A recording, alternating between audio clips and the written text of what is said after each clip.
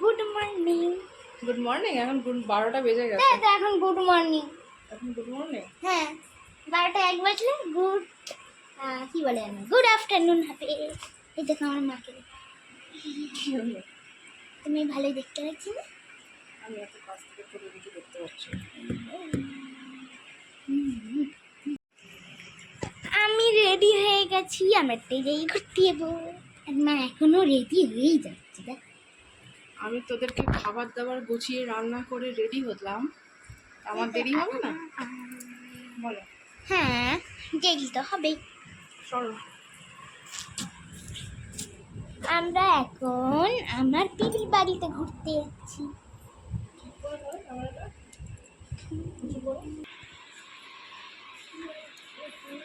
Hello বন্ধুরা, welcome to my channel Trishanu আর মা। তো আমরা অনেক দিন পর আবার একটু ঘুরতে যাচ্ছি। তো যেখানে যাচ্ছি সেটা হচ্ছে আমার এক ননদের বাড়ি, আমার মাসি শাশুড়ির ছোটো মেয়ের বাড়ি। তো দিদির বাড়িতে যাচ্ছি। তো কোনো দিনও আমি যাইনি, বিয়ে হয়ে গেছে আমাদের 12 বছর হয়ে গেছে, কিন্তু এখনও পর্যন্ত সেখানে যাইনি। তো আজকে বেরোচ্ছি, তো একটু অনুষ্ঠান আছে, তো সেই জন্য যাব। তো চলুন যাওয়া যাক। আর দাদা গেছে গাড়ি আনতে, তো গাড়ি আসলেই আমরা বেরিয়ে পড়বো। তো বন্ধুরা ফাইনালি আমরা বেরিয়ে পড়েছি, দেখতে পাচ্ছেন। তো পেছনে আমি মা বাবা বসেছি, আর সামনে তৃষানু আর ওর পাপা বসেছে। তো তৃষানু পেছনে বসতে চায় না, ও যখনই গাড়িতে বসে তখনই বলে আমি সামনে বসবো, কারণ কি ওর নাকি মাথা ঘোরে। তো যাই হোক বন্ধুরা, তো আমি যতবার এই রাস্তাটা দিয়ে যাই ততবার আমার এই জায়গাটা খুব ভালো লাগে। তো এটা কোন জায়গা আপনারা কেউ যদি জেনে থাকেন তো অবশ্যই কমেন্টসে জানাবেন কিন্তু। আর যেতে যেতে আমাদের একটা মহা বিপদ ঘটলো। বিপদ বলতে সেরকম কিছু না, তবে আমরা রাস্তা গুলিয়ে ফেলেছিলাম। তো আমরা যেহেতু কোনো দিন যাইনি, কিন্তু বাবা মা অনেকবার গেছে, তো আমরা জানি মা বাবা হয়তো চিনতে পারবে। তো বাবা খালি বলছে আরেকটু আগে আরেকটু আগে। তো এই করতে করতে আমরা প্রায় 10 কিলোমিটার এগিয়ে চলে গেছিলাম।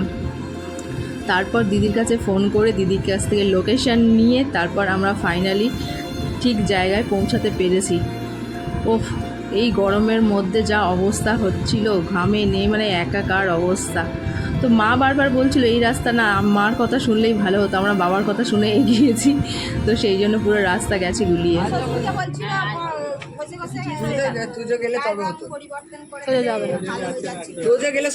ওকে বললাম ভালো দাদাকে ডাক।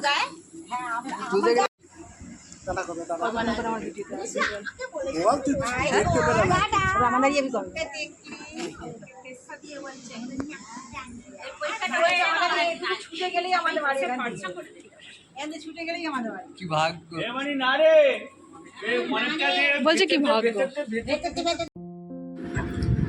তো বন্ধুরা আমরা দিদির বাড়িতে ঘোরা হয়ে গেছে, এবার আমাদের বাড়ি ফেরার পালা। তো দেখতে পেলেন আমাদের বাড়ি ফেরার সময় দিদি জামাইবাবুরা আমাদের আসতে দিতে চাইছিল না, কারণ কি আমরা প্রথমবার গেছি। তো ওখানে যে পিঙ্ক কালার শাড়ি পরে যে দিদি ছিল উনি হচ্ছে ছোটদি, তো আমরা ওনার বাড়িতেই গেছিলাম। আর পাশে ব্লু শাড়ি ছিল মেজ দিয়ে, তার পাশে ছিল বড়দি। তো যাই হোক, প্রথমবার গেছি বলে কেউ আসতে দিতে চাইছে না, তো পরে আবার যাব। আর ঘুরতে কার না ভালো লাগে, সবার ভালো লাগে, কিন্তু আসলে টাইম সময় মানে সব কিছু জন্য যাওয়া হয় না। তো বন্ধুরা আপনারা একটু এই সুযোগে ভবতারিণী মায়ের মন্দিরটা দর্শন করে নিন, আর কেমন লাগছে অবশ্যই কিন্তু জানাবেন। আর এখন প্রচণ্ড টায়ার্ড, তো বাড়ি গিয়ে একটু রেস্ট নিতে হবে। তো আমরা বাড়িতে চলুন, বাড়ি ফেরার পালা, বাড়ি ফেরা যাক। 5:10। ও